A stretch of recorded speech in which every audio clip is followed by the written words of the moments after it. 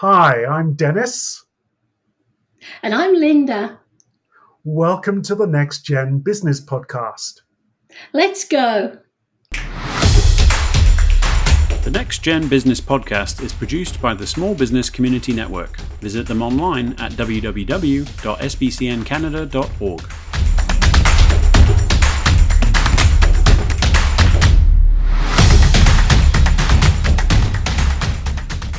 Well, Linda, how has your week been? You don't want to ask. As you can probably see, I'm not in my own office. I'm in my daughter's office in Acton.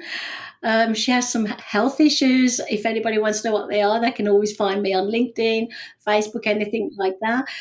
So tonight, I'm very, very excited to see your face, Dennis, because I need a friendly face at the moment. Great, Linda. Yes, I wish you all the best, you and your daughter all the best. And tonight's guest is going to cheer you up a lot. We've got a fascinating guest. Let me give you a little bit of information about her background. Lori Straus is the founder of Lori Straus Communications, a Kitchener-based agency offering B2B copywriting and content writing services, German translation, and PhD editing services. Now, Lori's business has been operating since 2010. She's also a prolific writer of fiction as well as being a business owner. She's written several novelistic series, including the Between Worlds and Love on Belmont series, including the Between Worlds and Love on Belmont series, in which she explores issues like mental health and social issues. She's published more than 10 books. Quite impressive. So, Lori, welcome to the Next Gen Business Podcast. Thank you so much for having me. I really appreciate it. I'm looking forward to this evening. Great. Now, Lori, you're a successful business owner. You run this copywriting, content writing, translation, and editing agency. All of them are in some way linked to writing. Have you always been into writing? I always was, but there was a bit of a break, maybe almost 10 years in my life where I didn't think I was going to be a writer. Because as a kid, I thought there were sort of two paths to being a writer.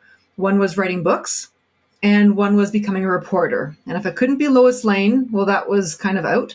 And if I couldn't publish novels, and since I hadn't been discovered by the time I was 19, that was out.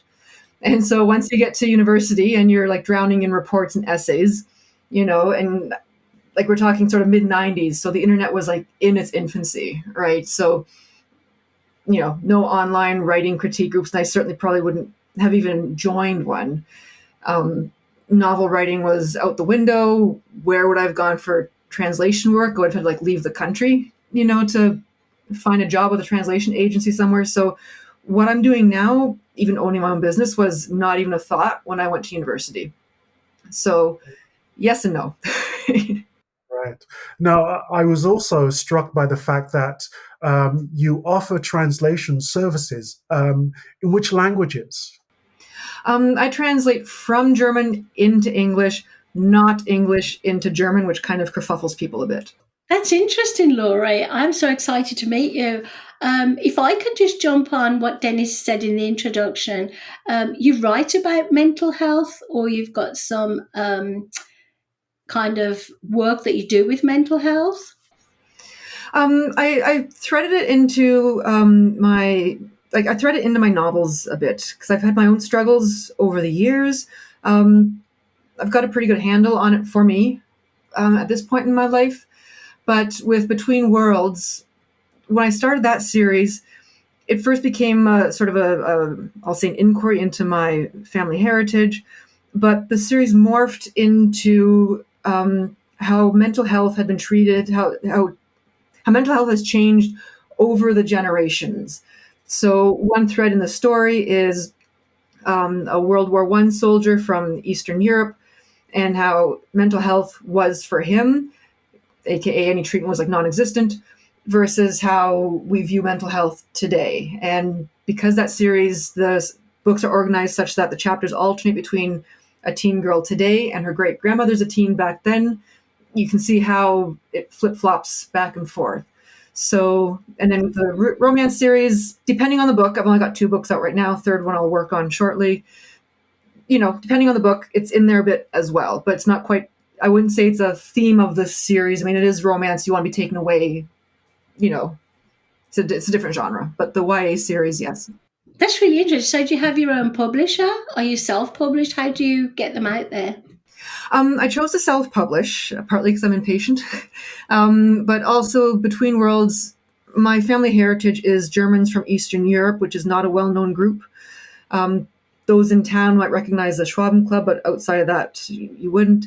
And I just knew it was not going to be something that would find a publisher. It's not a sexy culture. Right? No one ever talked about the sexy German accent. Right? You don't. So it was.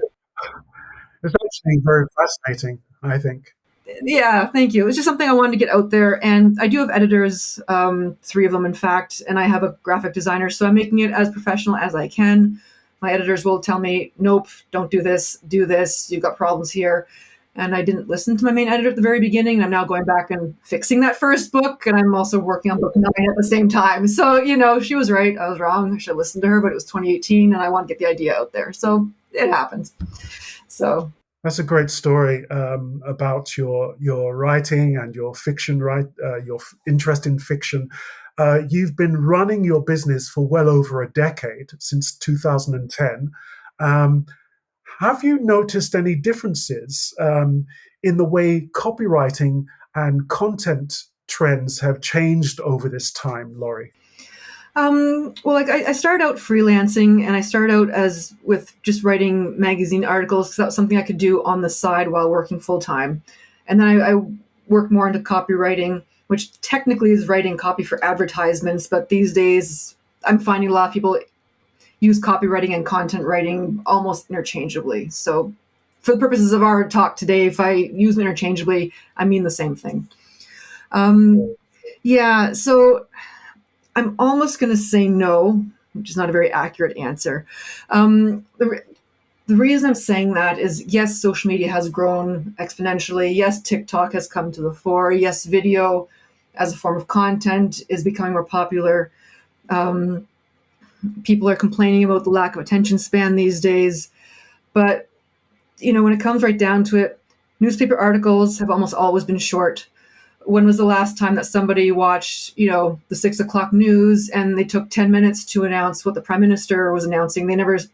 Prime Minister's announcements never start off with the Prime Minister entering the room, sitting down, opening his binder, listening to his aide, looking at the binder, closing the binder, standing up, and then making the announcement. They just start with the headline.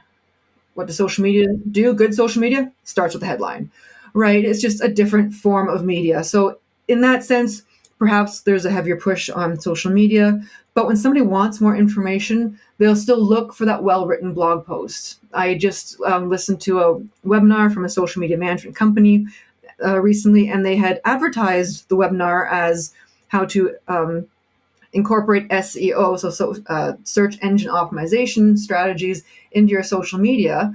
But they inadvertently, or I don't know how it happened, they focused on just Gen Z, so those born, I believe, from 1995 onwards, but before Alpha generation. I'm losing track of the generations myself. It's getting a bit silly.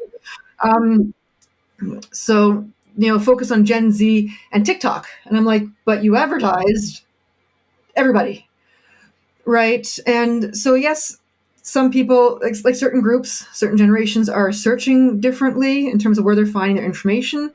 But it comes right back down to, you need to know who your target audience is and where they're looking for their information. When my grandfather was alive, he knew how to use a digital camera. And yes, I had to sit down and watch the 1,000 photos from his trip to Australia, right? To say that because someone's born from between this year and that year, and therefore this is how they search, there are trends for sure. But that's not always going to be true for everybody in that group. You still have to do your market research. You still have to find out where they get their information. You still have to communicate from person to person. That hasn't changed. It never will. So, Laura, do you find it more difficult today as a copywriter to get the clients that you prefer versus the clients that maybe choose you? Because sometimes, we can get the wrong clients, can't we? And we don't particularly want to work with them, but depending on how much work we've got, if we need to pay the bills. So are you finding it easy to get the kind of clients that you really prefer? It's actually a bit of a hard question to answer, only because when I was freelancing, the referrals sort of seemed to come at the right time. And I rarely had a bad client. And it's not that I have suddenly like this slew of bad clients. My clients are excellent. But the ones that came and then kind of left or didn't work out, they were either hit by the pandemic fairly hard, but not in the way that you'd expect. One, for example, for the life of him, could not find really good employees to look after parts of his business that took precedence over his content marketing plans. In another case, not pandemic related whatsoever, there's a lot of restructuring going on. So content marketing, that got shoved to the side. So things like that pretty much happened. And now that I'm growing and trying to attract more clients, you're going to have, just by probability, more clients that aren't quite as beneficial to your business, right? So what are some of the mistakes that you see businesses making with the content that they put out or with their content marketing strategies? I'm surprised I haven't gone gray from in these unprecedented times. Right? It's not COVID. Like, I saw that when there was a recession. I see that when they're complaining about, trying to save money, when it's hard to find the right employees. And I like, my father had been running the family dealership for, 40 years, still having a hard time finding the right employees.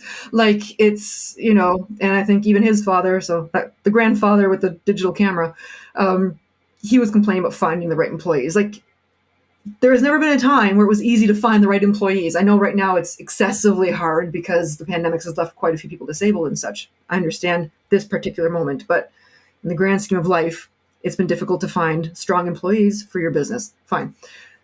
My employee's awesome. But when you've got a large company with hundreds of people, you're going to have a harder time. I get that. Okay, fine. So when don't stop starting. One of the biggest mistakes I find is, and it's an obvious one, is starting, whether it's social media post, blog post, any type of writing, with such a general comment that even though you might have a really important point to make, it's not in those first few sentences. I mean, if you look just at your Instagram feed, you've got your image or your video, but then you've got like a line and a half that is supposed to grab someone's attention so they actually click on that, more to expand the post. And if it starts with, something very general, they're going to keep going, right? LinkedIn is the same. You've got a bit more space. But if it's in these unprecedented times, clients today are trying to save money. Really? When is someone not trying to save money? When are they not trying to make it more efficient? When are they not trying to expand it? Like, fine, once in a while you may not want to expand your business. I'll grant you that. But most of the time, companies are trying to grow, earn more money, save more money, be more efficient, find the right employees. Like, give me something concrete. The other one that's harder to spot, and I don't rant about it because it's harder to spot, and you find it with writers who are less experienced, and that can be a small business owner, especially who's trying to save money by creating their own content, is when they do what's called burying the lead. So what should be at the top of your blog post, for example, or at the beginning of your video, at the top of maybe a longer LinkedIn post, and you put it further down. The easiest way to spot this is if you are a chronological writer. You start with, I got into the office this morning, saw my boss, and that's when I realized X. Or when I picked up my coffee, I noticed that you go through this whole descriptive thing, talk about when you realized your decision, and then describe the decision. The decision should be at the top, right? If you find you're doing that kind of writing, you're taking all this time to get to your point, and you describing your point, describing how you got to the point. That's the point. When you're describing how you got to the point, you're probably a chronological writer. Stop and put the point at the top. That's a good point. What I'm finding, because I'm like you, Lori, I I managed to build my first business and part of the second business, the SBC, without social media. And in the heyday of social media, a lot of large organizations came to me because I was writing my blog posts in a way that wasn't salesy, but I was getting a lot of work out of it. And I'm not a content writer. I'm not, professional like you, but I just write as a conversation. And I was telling Dennis once, I got an awful lot of work from a lot of well-known companies. What I didn't like about it was I was specifically having to write in an order that led to selling and sales. So it was good bread and butter money to keep me going, but I prefer not to do that. And then I noticed that the influencers came along and now they're slowly working I think the organisations are realising their employees, the really good ones, are offering better social media content because they really believe in the organisation than paying an influencer to do it. And I'm happy about that because as a member of the public, and I want to give my loyalty, I give my loyalty to a lot of organisations, but basically Mini Canada, I love my Mini, this is my fourth one. If they were using people other than their employees to share their content, I wouldn't believe in it anymore because a social media an influencer is being paid to do it. So that's my thought on the content that's going on social media. I don't know that I'm lucky or what, but I built my brand before I knew somebody like you. So I'm probably not doing my content properly. It just seems to yield me a lot of business because I've built the trust in the brand. Would that make sense, Lori? It does. And I mean, everyone calls them influencers or popular people. It drives me nuts when we create a new name for the popular kid in the class or in the high school, right? They're just popular people. If that person aligns with your brand and has access to potential clients who would be good for your business, the difference between paying for them to advertise for you versus paying, to show up as a Super Bowl commercial, which is probably a lot more expensive, right? Like, there's nothing wrong with that. But if there is no alignment, then there's no point in paying them. But I think and if they have a good fan base who loves what they say, then they will trust that person. But if your content, your authentic content that's coming from your employee base who loves what you're doing and believes in your company is producing that, then go with it. I mean, technically they're also being paid by you. So people might think, oh, they're being paid, like either way, someone's being paid to say nice stuff about your company. But as long as it all aligns with your company and people trust it, that's what you're looking for. It's the alignment.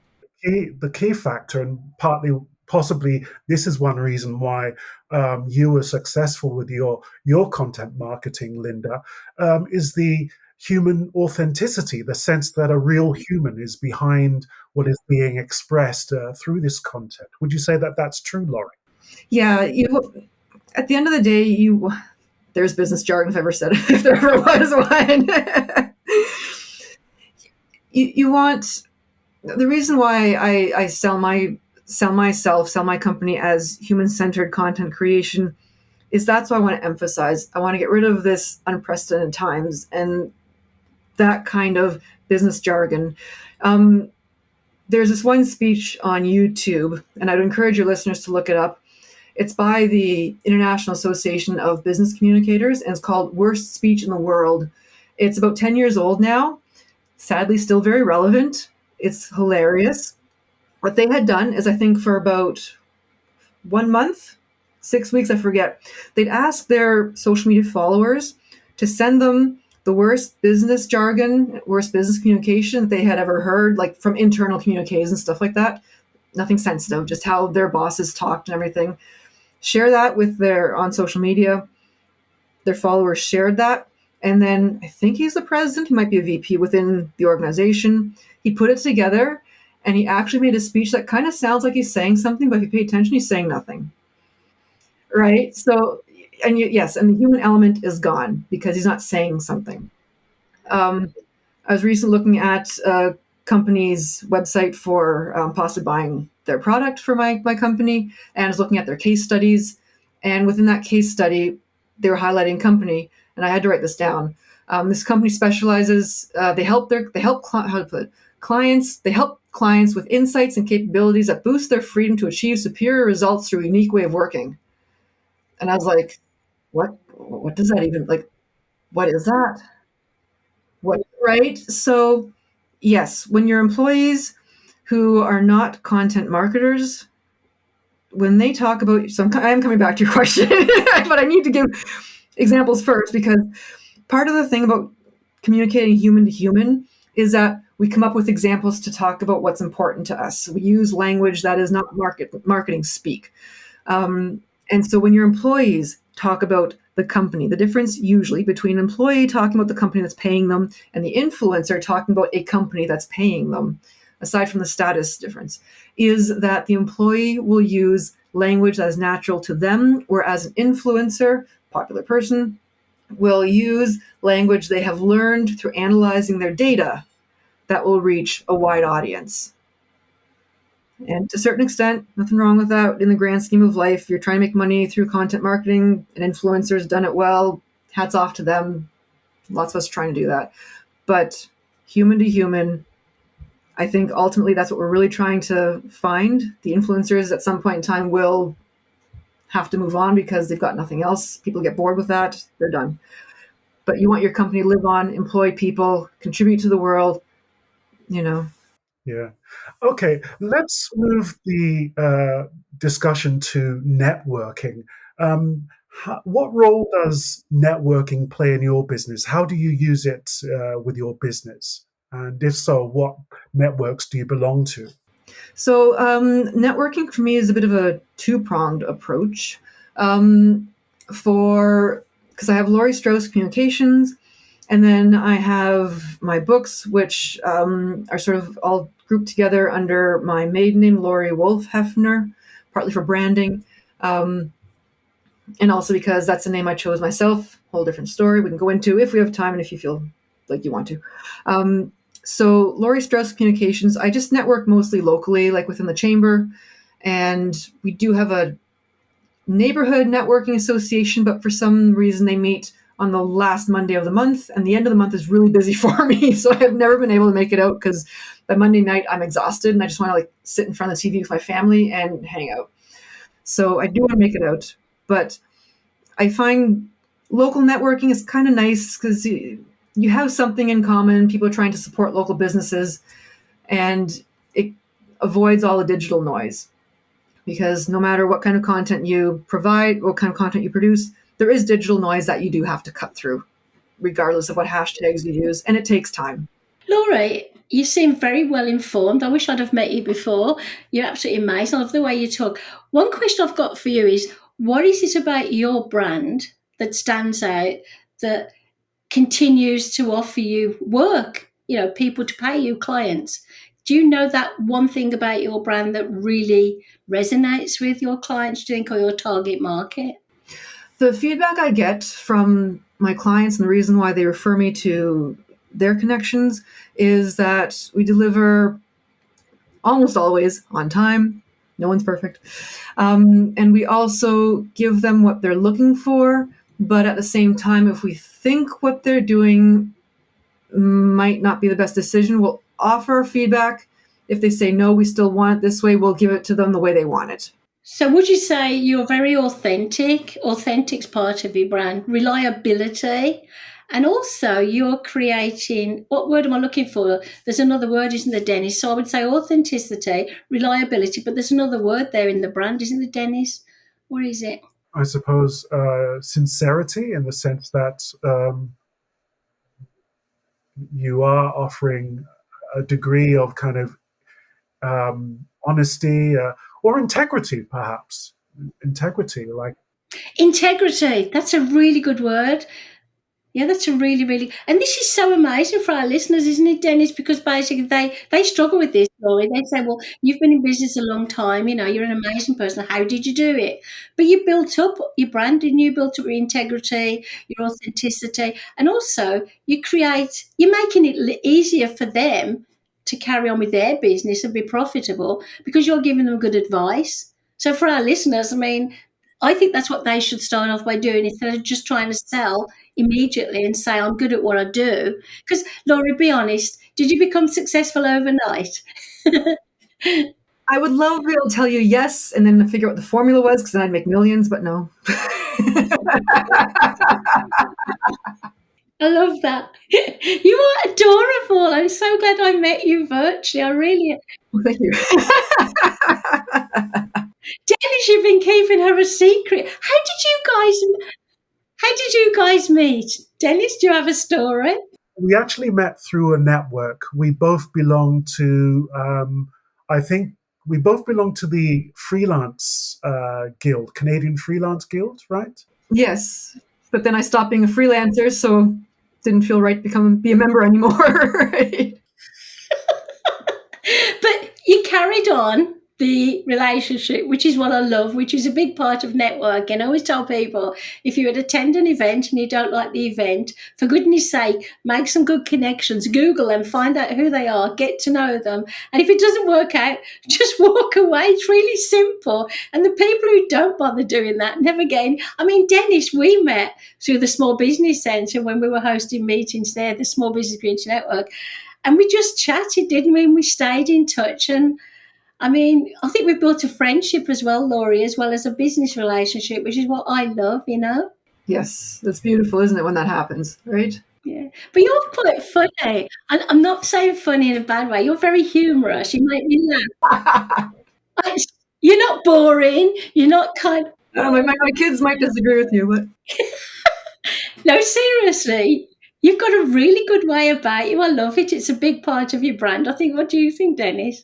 With Lori, because I've known her over the years, she, the word I would use for her is just that she's solid. Like she's a solid person. Like she's just, very solid foundations, right? She's not fly by, she's not a flighty sort of person. She's very dependable and very solid. That's the best word I can say. Thanks. I needed a chuckle. I need to laugh.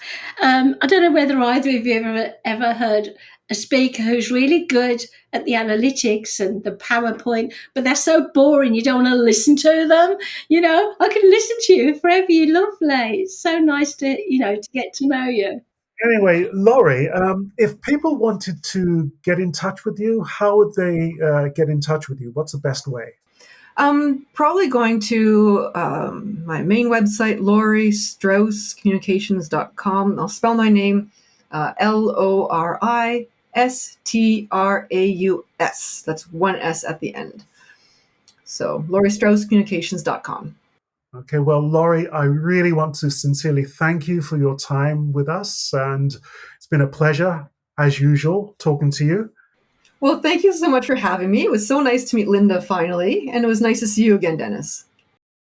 Thanks for listening. Check us out at www.nextgenbusinesspodcast.com.